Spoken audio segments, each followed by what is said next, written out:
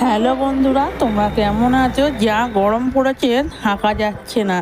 এই দিকে দেখো, আমার ছেলে 2 টাকা করে রসনা কিনে এনেছে, রসনা জল করেছে। সেটা কি বানাবে? আইসক্রিম বানাবে।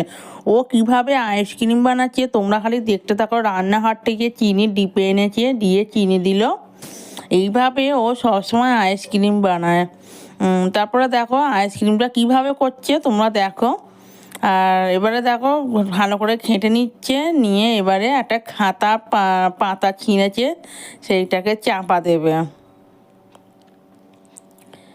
এবারে দেখো বন্ধুরা, এবারে খাতার পাতাটাকে নিয়েছে, নিয়ে ভালো করে দিয়ে এবার গাটা দিয়ে রাখবে।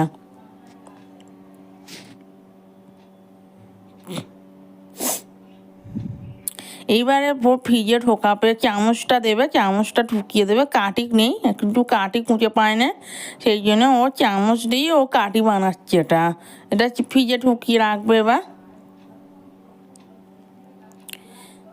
12 ঘন্টার পরে বার করা হবে। এবারে দেখো বার করে নিয়েছি।